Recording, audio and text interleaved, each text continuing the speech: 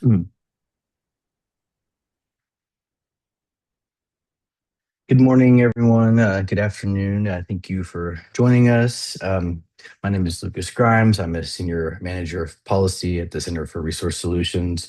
We'll just give about 60 seconds or so for folks to join the webinar as folks trickle in, and then we'll get started into our topic here. Just want to give folks a moment, to get themselves situated, and we'll get started in just a second.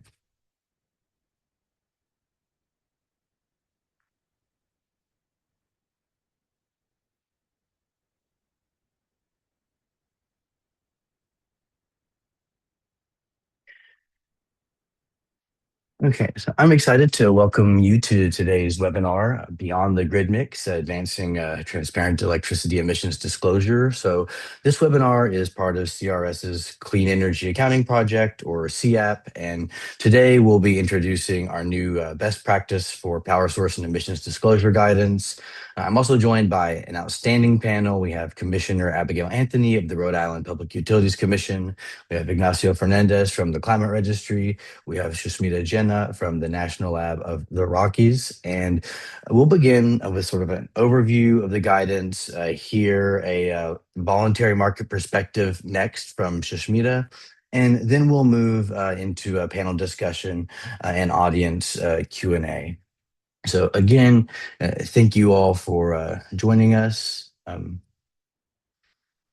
move on to again, just the agenda, a little overview first about CRS and CAP, then I'll review the guidance, short presentation by Shashmita, then time for some discussion and questions by you all.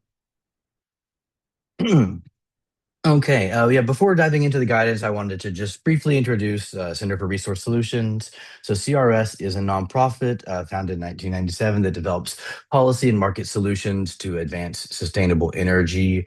Many people know us through the Greenie Energy Certification Program, North America's leading certification for renewable energy. We also work extensively, though, on policy design, market development, stakeholder engagement, and clean energy accounting. So today's webinar is part of that broader work. And I'll tell you a little bit about CEAP next. So the guidance we're discussing today was developed through the Clean Energy Accounting Project, or CEAP. CEAP brings together regulators, utilities, corporations, environmental organizations, pretty much any market expert to address challenges and questions in clean energy and emissions accounting. So the goal of CGAP is really to not just publish reports, but it's to develop practical, stakeholder reviewed guidance, things that can work across different markets, different structures and regulatory context. And that was particularly crucial for this power source disclosure guidance. This is one of several initiatives we've undertaken alongside our work on hourly accounting and renewable energy impact metrics and storage and other emerging topics. Um, but I'll tell you a little bit more about this work and this group. So, as with all CEAP projects, the guidance was developed through a multiple stakeholder working group representing a broad cross section of the electricity sector. So, this group had tracking system operators, utilities, regulators. You can see lots of environmental organizations, market participants. It's important that the recommendations we're discussing today to understand they are the result of extensive discussions and reviews across these different stakeholders with these varied perspectives. Um, so, why did we decide to develop this guidance? Why did we undertake this project? The short answer is that electricity disclosure systems have become increasingly important, but they haven't evolved consistently. So utilities increasingly offer multiple different electricity products. These products have different environmental characteristics. Corporate emissions reporting continues to grow and increase. There's also the number of customers making environmental claims based on electricity purchases is more than ever before. So, while all this is happening, you have at the same time this evolving tracking systems and market structures happening in the background. So This working group really saw a need for a common set of principles that could support transparent and credible disclosure across different market contexts. Let's go to the next slide. Yeah, the so what is the purpose of this guidance? It's We identified sort of three primary objectives. First, we wanted it to be nationally consistent. As I said, the disclosure practices now vary substantially across state and different programs. So this guidance provides a common set of principles that can be applied across different regulatory and market scenarios. Um, Second, supporting valid voluntary claims. Customers increasingly use renewable energy products and environmental attribute certificates to meet sustainability goals and make public claims. So these disclosure systems should support those claims and help ensure those claims are credible. And third was the policy insight. Regulators and policymakers need accurate information about what electricity products customers are purchasing and what the environmental attributes are of those products. So again, better disclosure supports better policy decisions. So this leads us to sort of the core best practice themes.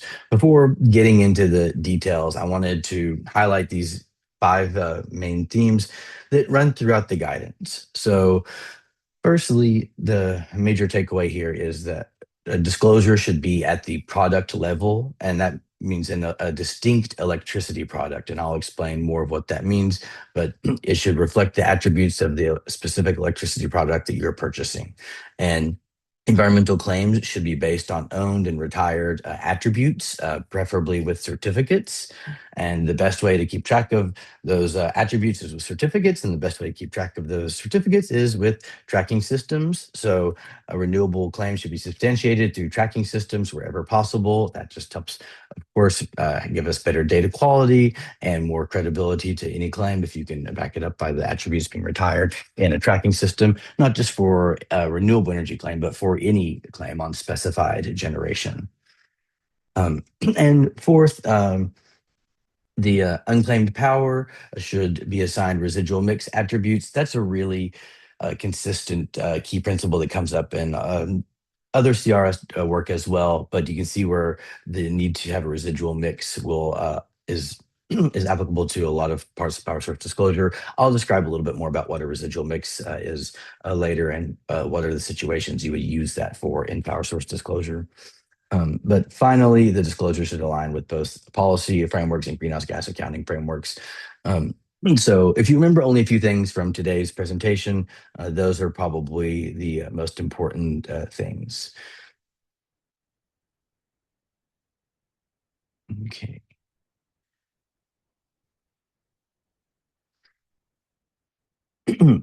So diving in a little bit deeper, the first major recommendation is that disclosure should occur at the product level.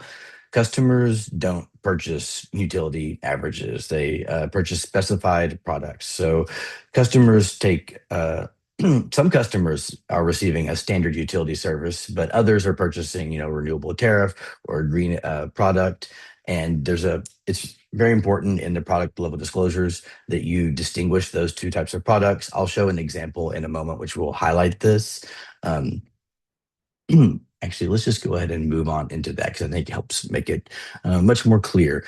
So we will look at this example from California's Power Source Disclosure. It's one of the most thorough power source disclosure programs in the country. It really helps provide a lot of important information to customers. So you can see how much information is provided here, right? It's quite a lot that, um, and it's always an argument about what should be put on this, what's important to customers and what's not. So, you're fighting for every kind of inch of space when you're trying to help people really understand all the complexities of what they're actually receiving.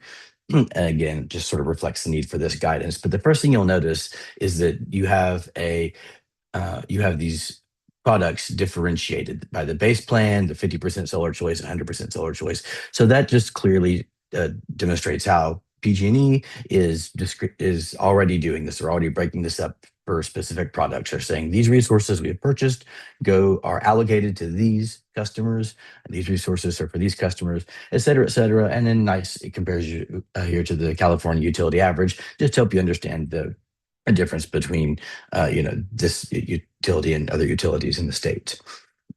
I'd like to go ahead and point out a few other things that will come up later, but they are just kind of interesting to note here. You'll notice under the base plan, the 7% at the bottom that says retail sales covered by retired unbundled recs. And what this reflects is that there are unbundled recs that they're using in their disclosures for this product, but the power source disclosure rules in California do not allow for them to account for those recs within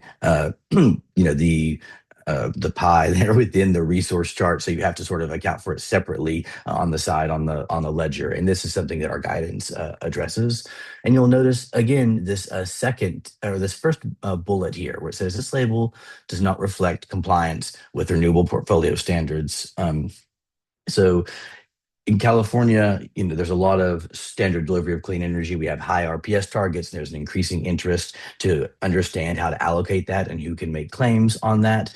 And this, you can see there's one area they're already addressing here, which is noting that RPS compliance is on a different works differently than the power source disclosure accounting and timeframes. So there's a bit of a disconnect there. Again, another need for we thought for the guidance to highlight how these programs should be aligned or could be aligned. And the last thing here is you'll notice, unspecified power. You see at the bottom in the brown here, the very last row, primarily fossil fuels.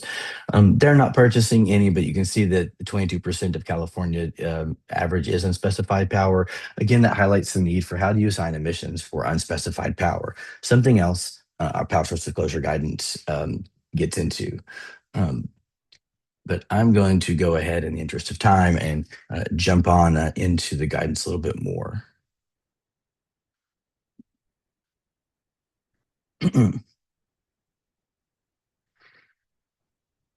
So one of the big questions that came up that we needed to address when we just wrote this power source disclosure guidance reflects that line where you saw that there was a 7% of unbundled recs being allocated to the base plan that wasn't addressed within their resource mix for that product, right? It was sort of accounted for on the side.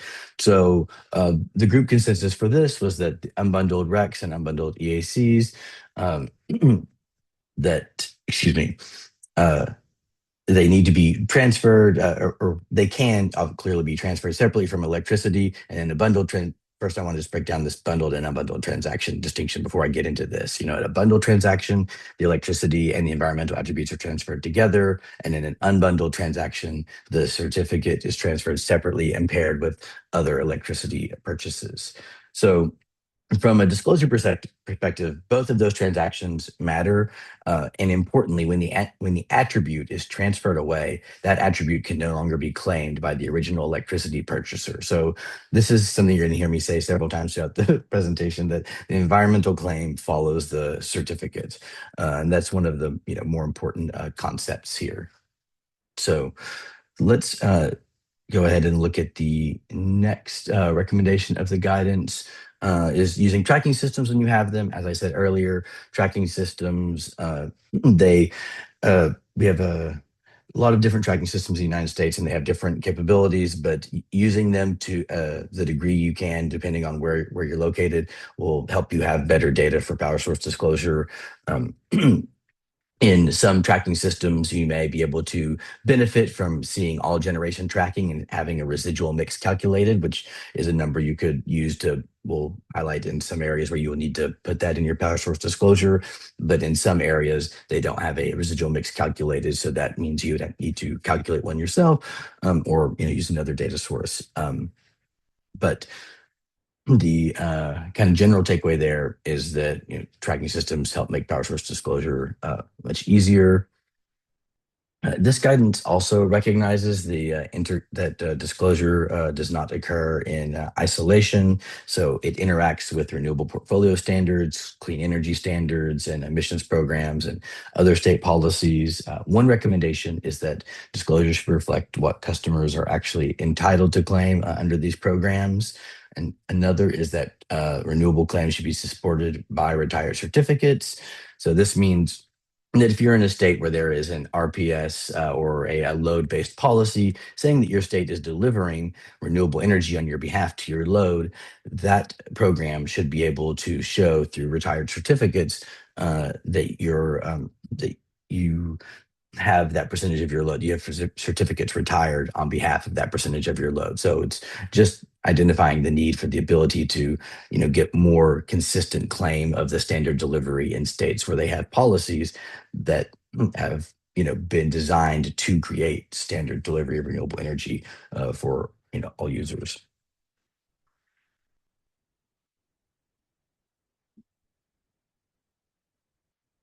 Okay, the next slide here. Moving on to another important concept is specified versus unspecified power. You'll notice that I pointed out that line in the PCL earlier that PG&E didn't have any in that product content label. It didn't have any unspecified power, but you can see that other California utilities were purchasing unspecified power.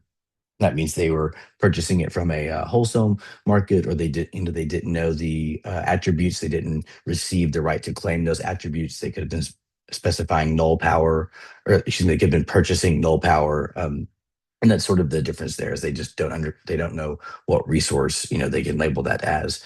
So when you don't have specified power, you treat that as the residual mix again, and that is an emissions rate that would reflect the all of the generation in that region minus all of the voluntary generation. So um, let's move on to talk a little bit more about null power. This is another term that came up in the guidance. Null power is when you is treated the same as unspecified power. You assign it a residual mix emissions rate, but null power is when you have sold off the attributes. So you sell the electricity to someone and you sell the attributes, the RECs, to someone else. And then you no longer are able to, make that clean energy claim. So, null power needs to be assigned to a residual mix emissions rate. One of the other important takeaways from the guidance. Okay. Again, just in the interest of time, I'll go over these fairly quickly. Um, Transmission and distribution losses are also addressed in the guidance. Electricity is lost as it moves across the grid, and these losses, they are real. However, the working group's conclusion was that these losses should generally need to be treated as delivery inefficiencies rather than product attributes. So that's, again, consistent with greenhouse gas accounting frameworks, which generally classify T&D losses separately from product level electricity attributes. Um, Again, behind the meter generation, this example kind of helps illustrate how environmental claims, work in practice. On the left, you see the customer retaining the REC, and if you retain the REC or your attributes, you're able to make that claim. But if you sell off that REC, then you're no longer able to count that energy as renewable. So just a sort of reminder that general principle applies to behind the meter generation as well. Uh, and the one of the last kind of points here before I pass it off is on disclosure frequency and granularity. So this came up a lot. How often should we disclose and at what level? Should it be monthly, annually, hourly? So this guidance concludes that the annual disclosure should remain the minimum standard. Annual disclosure aligns with existing tracking system and reporting programs and greenhouse gas accounting frameworks. But the more granular disclosure can provide additional information and may be valuable, in some context. So we wanted to, recognize that there is we wanted PowerShift disclosure is focused on helping people understand the impacts of their products. And I think sometimes that does depend on the customer and what they might want to know about the impacts of their products. So there's always the potential to add more information to power source disclosure. But the purpose of this guidance was to just identify, the main core pieces of if you're buying an electricity product, what do you need to know about that? Um,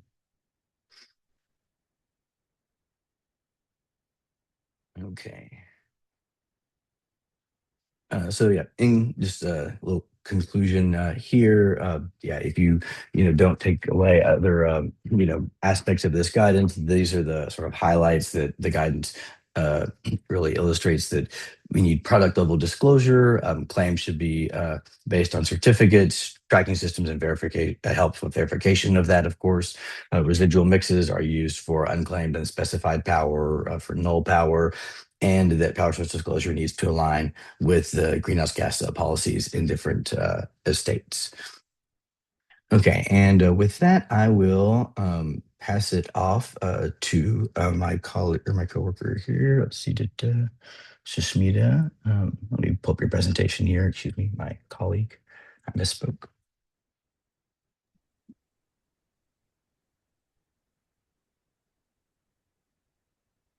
Okay, and Sushmita Jenna, are you able to see the Yes, presentation okay?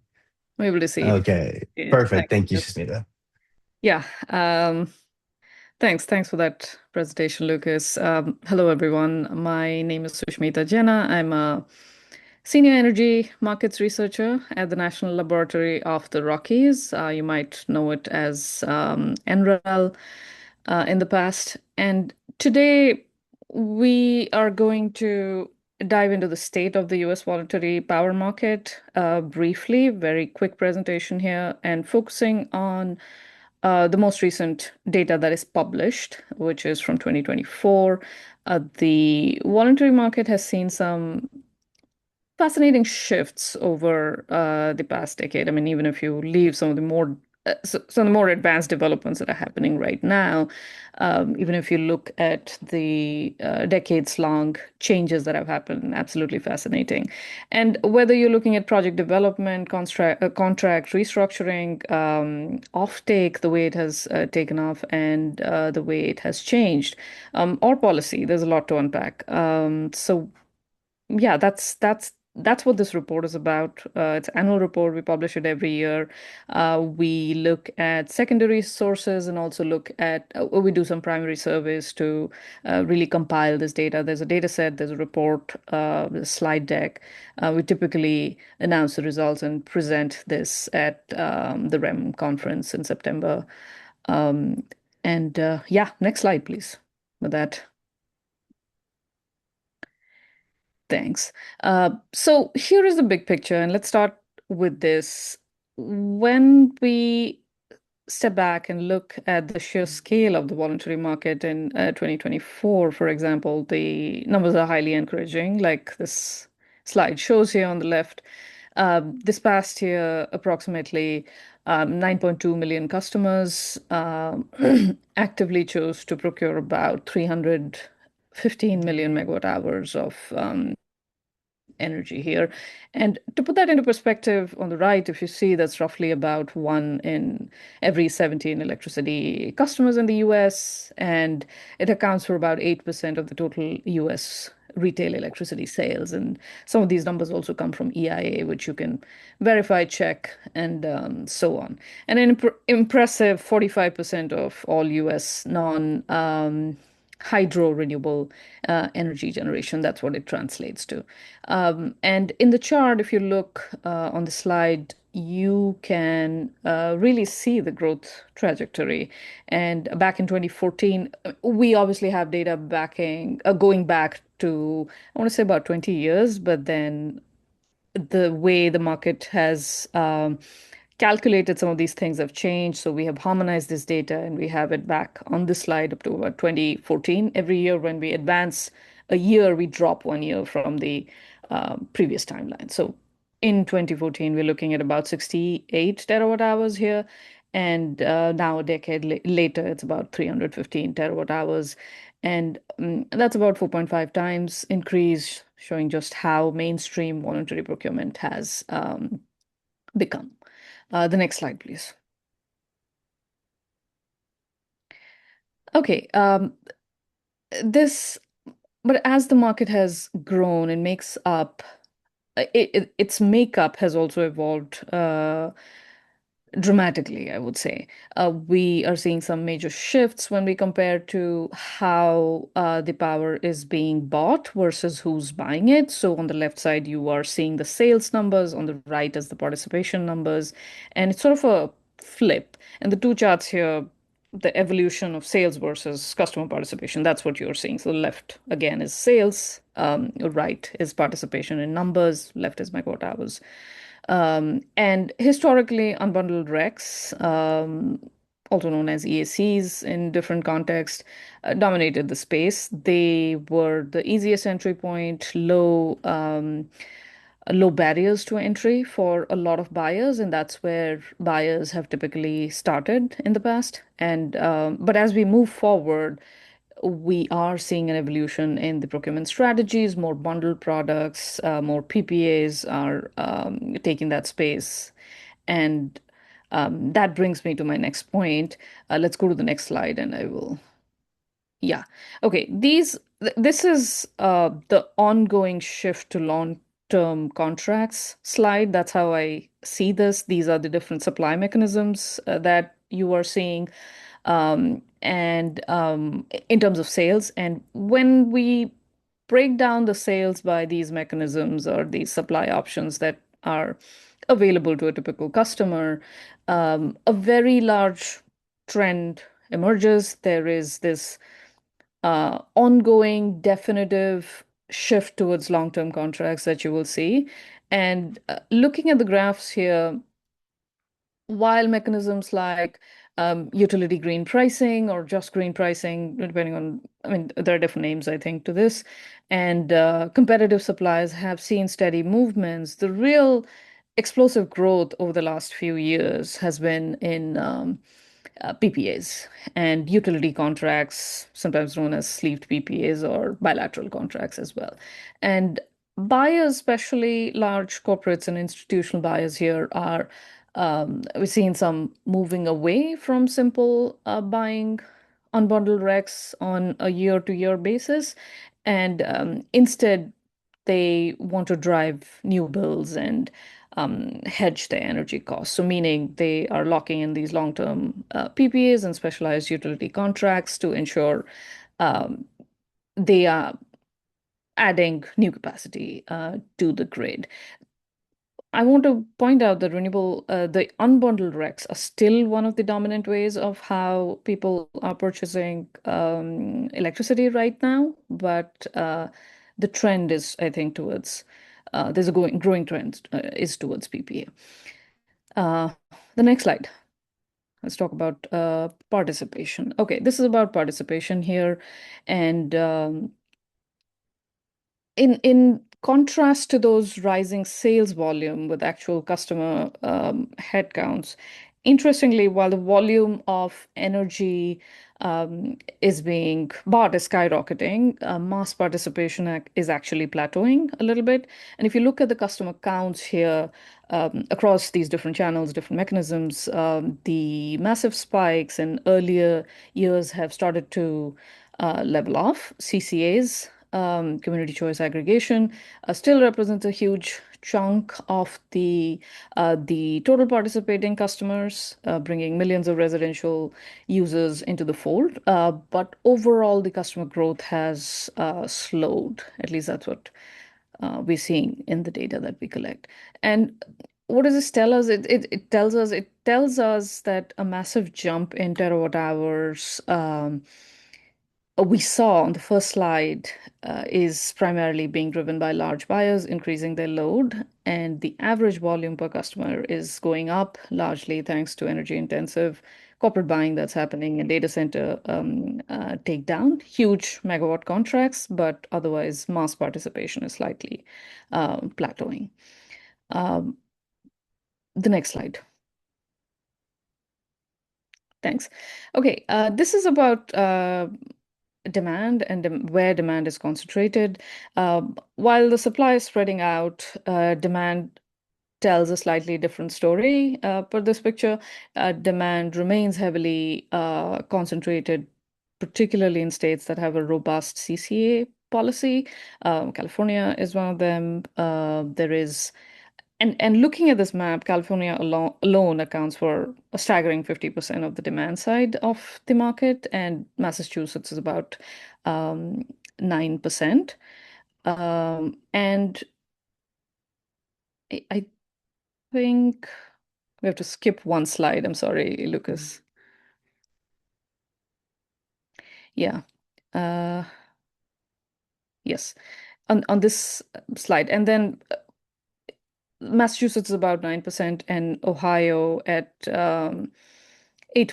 And these numbers are heavily skewed by um, state level policies that allow local governments to procure power on behalf of their residents. And it's a great reminder of how local regulatory environments can completely shape the voluntary demand landscape.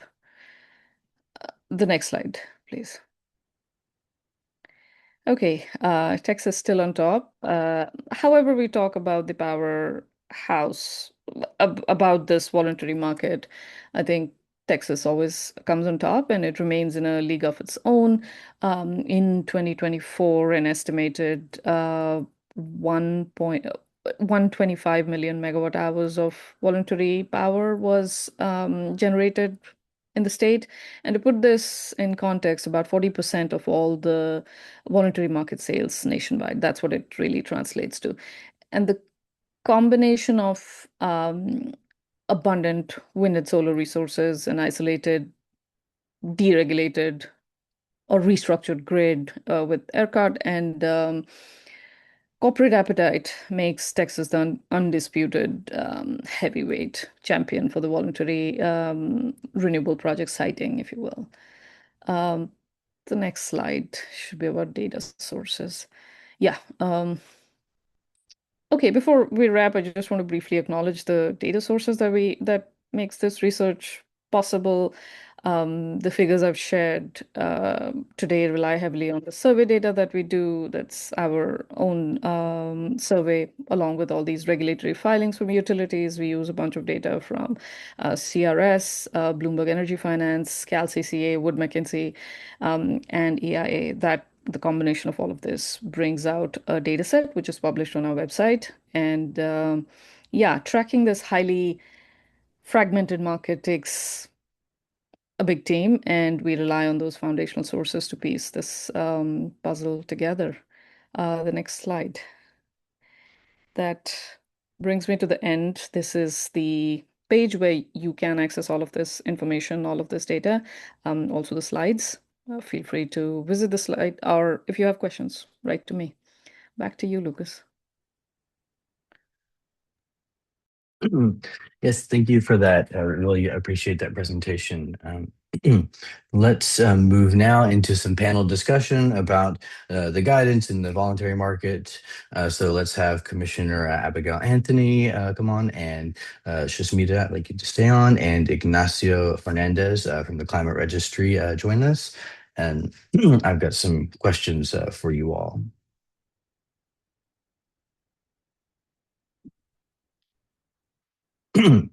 Okay, and these are just, open-ended. Whoever would like to take the first bite at them can go ahead. Um, but the first question is, from your perspective, why does power source disclosure matter now? And as you answer this, feel free to, give a little bit more about your perspective, like your organization, introduce yourself in the work. Please give us a little more context, particularly Commissioner Anthony and Ignacio.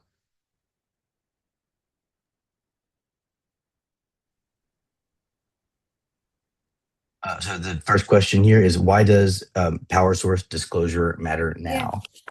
I'm I'm sorry, it happy was to, Lucas, can you, I'm happy to, um, thank you. I mean, I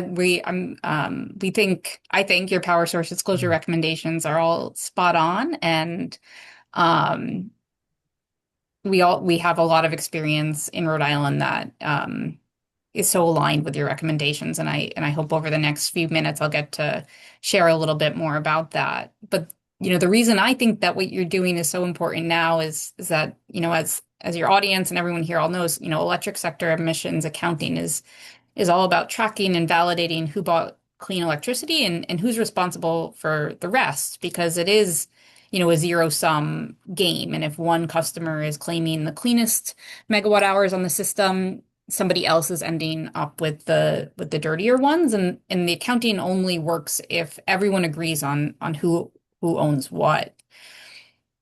And if you're in a power pool, like we are in New England, but a power pool can also be a vertically integrated utility serving multiple different customers. But if you're in a power pool, what really matters is who is serving load. And in all states, utility commissions, like where I am, have jurisdiction over who's serving load. Regulators like me, we decide what goes on the electric bill. We regulate the claims that power suppliers are making on the bill, and what's needed for compliance with state law, like renewable portfolio standards, or we call it a renewable energy standard. We have jurisdiction over what and how much electricity customers have bought and what they've paid for.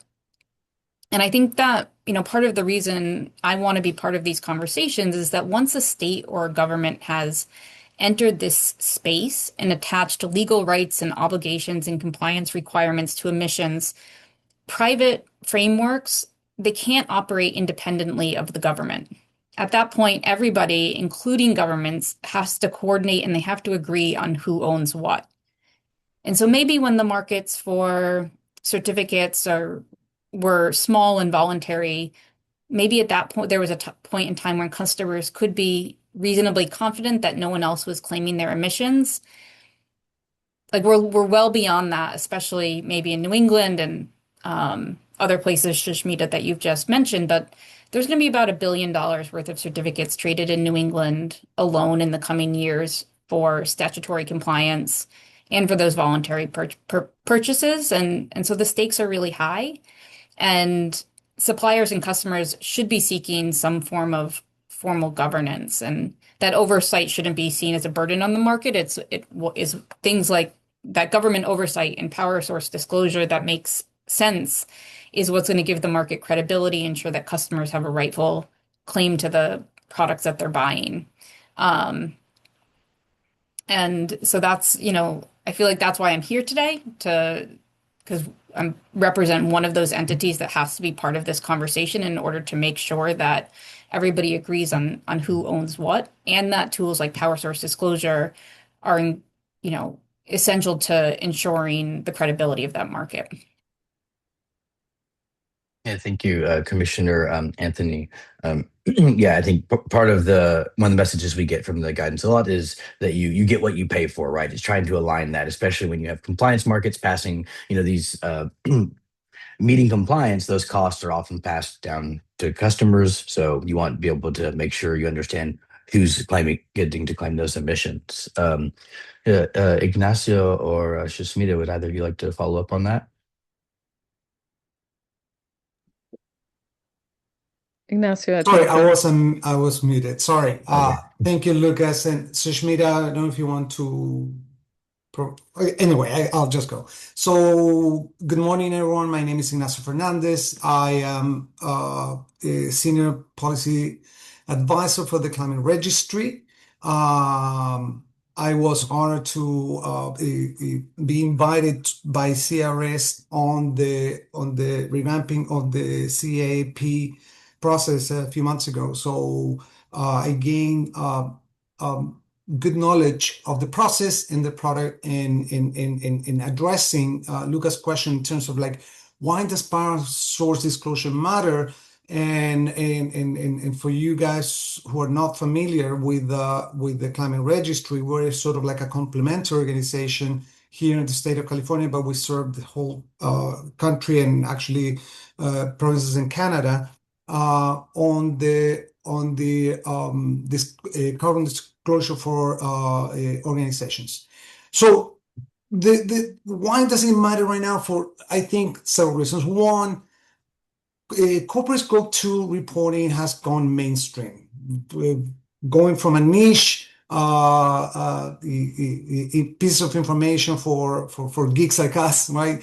It's becoming a lot more mainstream, a lot more complex. And that's even on the voluntary side on the disclosure. But remember that California, for example, has just is going to start implementing, and we are part of it as Climate Registry to work with the state of California on implementing SB 253 or the Corporate Carbon Disclosure Bill. Now that becomes mandatory, like a statutory obligation, and so now organizations have to prepare their GHG inventories with more accuracy. And this will start expanding more and more. The state of New York just passed a regulation that is very similar to what's going on in California. So, so the accuracy and the transparency is becoming a lot more fundamental for corporate. And at the same time, for those old like me here, I used to be a regulator in another country. Do you guys remember when the grid was a lot simpler, right? So we had generation, transmission, maybe a substation, distribution, maybe some sub-transmission. It was very linear. It was like water flowing, right? So it was somewhat easier to track both the electricity and the environmental attributes, right? Right now, it's not so linear, right? So we have voluntary clean energy procurement, we have PPAs, EACs, and RECs as EACs, VPPA, virtual power purchase agreements. So the grid is not just linear, it's like it flows in both directions. You have demand management, and now storage is becoming more and more part of the grid. So what was generated at some point, at certain point in time, is not the electricity you receive in that instant as it was in the past. That makes a big request for transparency and accuracy for corporate customers, say, to know with more details what's being generated and the electricity that I'm procuring, what's the what's the mix on that. So I'm not going to repeat all the elements that Lucas presented, but that's from the demand side, that's important, right? Now I have an obligation to disclose not just the type of electricity I'm procuring, but all the environmental attributes associated with that. Or if I'm procuring because of independent of my electricity needs, I'm procuring a bundle RECs or whatever it is, I need to know with more accuracy and in some element because of statutory requirements what the source of those attributes are. And one last thing, remember that there's only 25 states in the US that have formal power content label requirements. So this guidance is fundamental for power producers to have more accurate and transparent guidance to disclose their generation. Yeah, thank you for that. Yeah, I think that is one of the main reasons disclosure matters now is so much corporate interest is a big driving factor in this, and having more accurate greenhouse gas inventories, will help them be able to do their corporate reporting. And as you mentioned, California recently, passed legislation which involves corporate reporting of GHG emissions, which this power source disclosure guidance would be applicable to for these Scope 2 aspects of that. And New York as well is following suit and implementing similar legislation. So timely. Shashmita, was there something you wanted to add on that?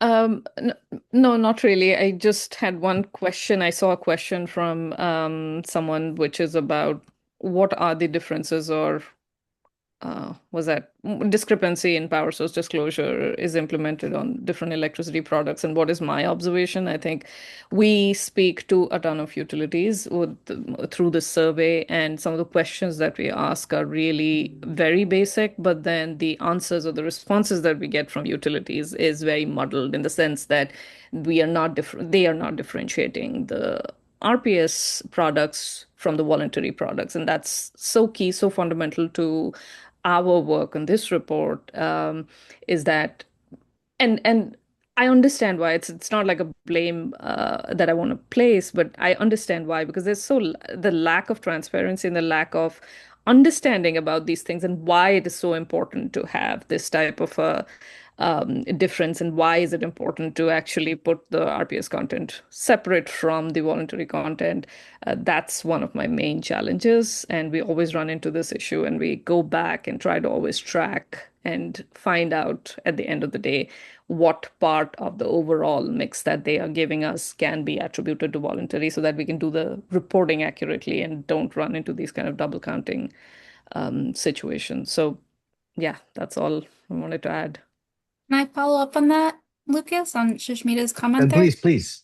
Yeah, because I think that she hits on to me, one of your most important recommendations in the is that integration of state load-based policies, showing mandated procurements and then the voluntary procurements as well. And from our, I don't think it's even just from our perspective. Like, I think it's just the way it is that certificates that are like settled for compliance with state law and certificates that are settled voluntarily are the same, right? They're going through they're going through the same process of settlement from an accounting perspective, and they're being assigned to load.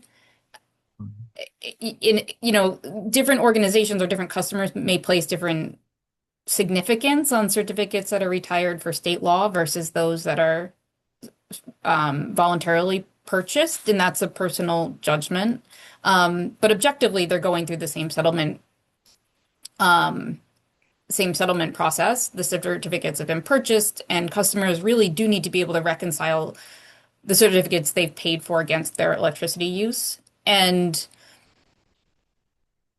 where we've seen the best sort of visibility in Rhode Island is when customers can see three distinct categories on their disclosure. They can see the certificates purchased through state mandates to meet our state's renewable energy standard, where they can see additional certificates that are assigned because of their voluntary purchases, and then residual mix that's assigned after all of the certificate claims have been allocated to them.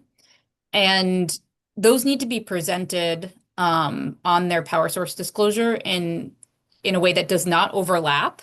And so that those categories, especially the first two, so that they can be additive, that the customer can simply sum their mandated certificates and their voluntary certificates, and that should make some sense to them. And actually, just earlier this week, I worked on a practical example of this. We regulate a big water utility, whose board adopted a goal of using 100% renewable electricity. And initially, that water company had planned to retire certificates from its own solar facilities equal to 100% of its electricity usage. At the same time, however, the water company's power supply contract already included renewable certificates equal to 28% of its load, through compliance with our state's renewable energy standard. So when those two sources of certificates were viewed together, it became clear that the water company's strategy would result in renewable certificates equal to 128% of its electricity consumption. It was going to source 100% voluntarily through its own facilities, and it was getting 28% through the its power supply contract that was compliant with the state's RES. And once that water company understood its total renewable position, it decided that it wasn't its objective to be more than 100% renewable. And the following year, that water company adjusted its procurement strategy. So for 2025, the water company is summing up those two sources. First, it's going to recognize the 32% of electricity that they buy from its suppliers is renewable under Rhode Island law. And then the water utility is covering the remaining 68% of its load with voluntary certificates from its own solar facility. Once they've fulfilled that 68% gap, the water company is going to sell its remaining certificates, its excess certificates, to offset its own electricity expense. And so nothing about the utility's environmental performance changed, but what changed was that they had visibility into the accounting and they were able to see the complete ledger and make informed decisions based on that. And I think that your recommendations would have, would have helped that water company make that decision without having the expertise of the commission to highlight it for them.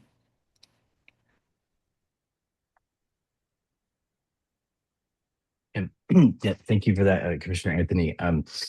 Does anyone else have something they'd like to add on that, Ignacio or Susmita? Okay, let's see. I want to make sure we have time to get to some of the audience questions. So, sorting through the Q&A here. Please go ahead if you have a question, put it in the Q&A. Panelists, also, if you see anything in the Q&A that you want to address, please feel free and call it out. But while I look at these and pull out some of them, one question that I want to make sure we get a chance to answer, regardless, is what are the improvements that you think would most strengthen the transparency and market integrity? So from the power source disclosure guidance, when you're looking at the market, what's like the one thing that you want to see happen, most used from this guidance? If you have sort of one thing you want to walk away with.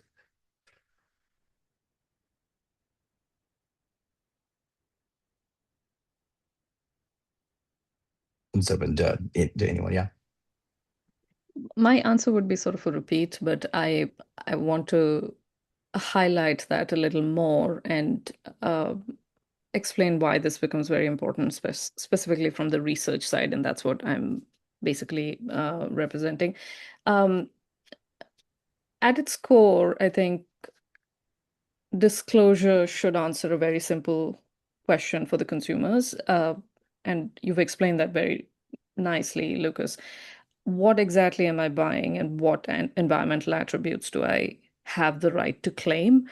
And according to the best practices here, this requires the product specific disclosure. We've already established it.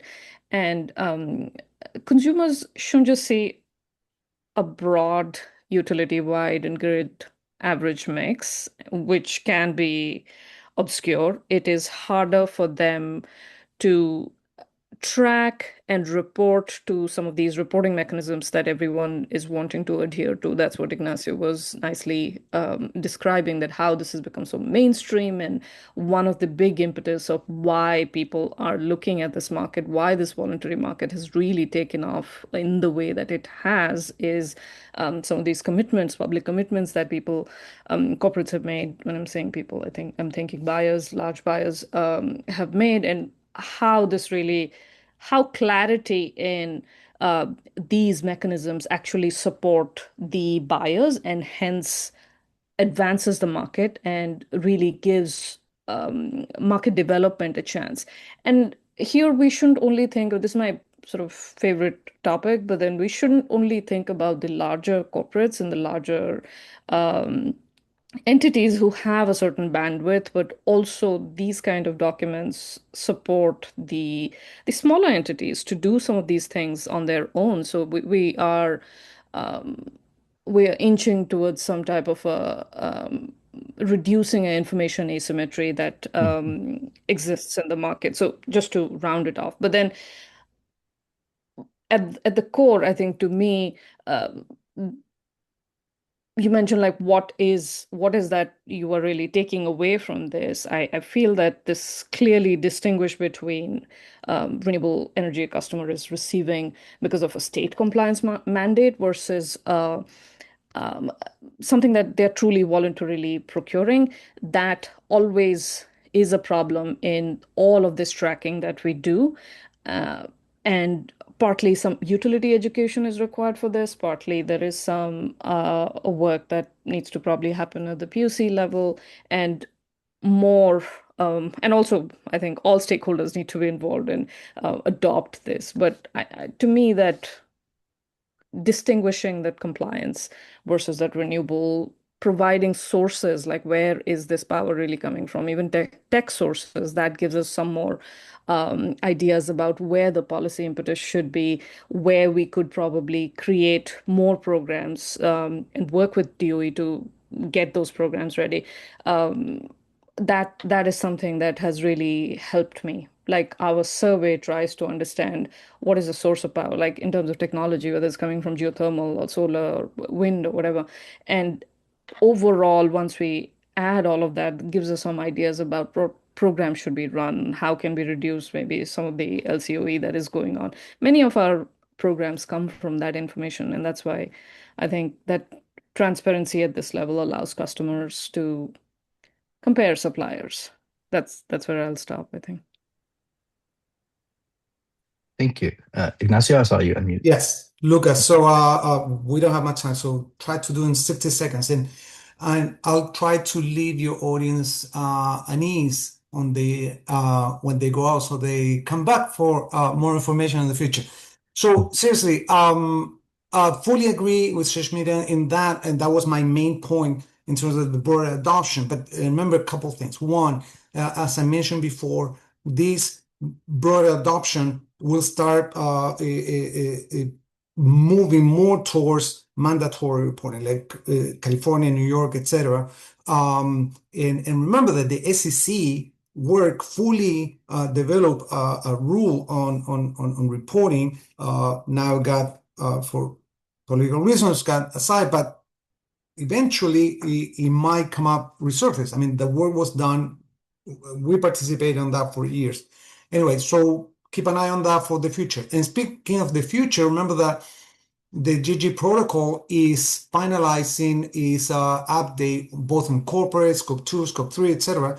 And that work has sparked a lot of uncertainty, especially because one of the main topics is hourly matching, right? And probably should be done that way, but there's lots of trade-offs, right? There's more accuracy, more transparency, but at the same time, they might be in utilities and jurisdictions have shown that they're not ready to implement. So, perfect might be the enemy of the good. And but in any case, whatever ends up happening, whatever product comes out the GG protocol, which is gonna end up like in 18 months, these people are smart, and they're not gonna come up with something that is unusable. So my message is that stronger upstream disclosure frameworks will support credibility regardless of how those decisions turn out. So yes, there's work to be done, but there's good brains working on this, starting with the CRS, GAG protocol, all the posts you've heard today. We'd like to drop our hat on the ring on that one. So that's it. That's my message. Yeah, thank you for that. I think one of the questions I keep seeing coming up in the chat here, we're kind of maybe getting at some answers for this, and it's about advocacy and adoption. I see a few people commenting saying, I've had trouble engaging with my PUC and getting them to pay attention to the importance of the voluntary market, to react to implement legislation, that would not have a negative not have a negative impact on the voluntary market. So, now that we have this guidance, I think one sort of last question, it's okay if we go a few minutes over, that I'll leave you all with, is about advocacy. We've talked about, some of the major drivers for this, but what do you think is the best way to get regulators to to use these principles in practice? If you have any insights into that, and if not, we can wrap up. I mean, I'm always happy to talk to my colleagues in the regulatory space and have for a number of years sought to educate and raise the awareness among other utility commissioners across the country and in our region. And, one thing that I'm trying to do in New England is align and coordinate each state's emissions accounting framework so that they're coordinated and that we can ensure that there's no double counting or undercounting among the 6 New England states in NEPOOL. But to me, that this is a property rights issue. It's not really an ideological or a climate issue. It's really a property rights issue. And one thing I do think that many utility regulators just really don't understand that they play a critical role in this space. And understanding that. So I think that there is a foundation level of education onto the role of, let me back up. Often the person who is responsible for determining what a state's emissions are, or for determining obligated entities compliance with a RPS or an RES, that's like somebody in a basement somewhere, right? Like this isn't normally I have the privilege of being in a very, very small office where my advisor is the person who does RES compliance, and we have easy access to Joe at our Office of Air Resources, who does emissions accounting, and we can sit down together and work through the state's emissions accounting methodology together. But I think that that's an exception to how these offices normally work, and the utility regulator, the commissioner, is pretty far removed from the person who's working with RES or emissions accounting. And so they mean that their role in the space is not as clear. And so I think that's part of it is understanding that, one, this isn't really a climate thing. It's making sure that what your state's customers, your customers are buying products, and they should have a rightful claim to the product that they're buying, can be a compelling message to any regulator. And I think starting the conversation there is to me the right starting point. Mm-hmm. Yeah, thank you for that. I think that's a really good way, to sort of summarize this is maybe the right people don't always understand this is their role, or it could be, or the role that they need to play in improving emissions accounting. And I think we've heard of a lot of reasons, like the increased disclosures in New York and California, updates to the greenhouse gas protocol, and Sushmita mentioned, the importance of these voluntary programs for residential and small customers. And I think, those sort of things, when you kind of bring all those together, I think you can help regulators understand the need to, accurately account for the voluntary market, and to have more, all-encompassing power source disclosure. So hopefully we continue to move in that direction.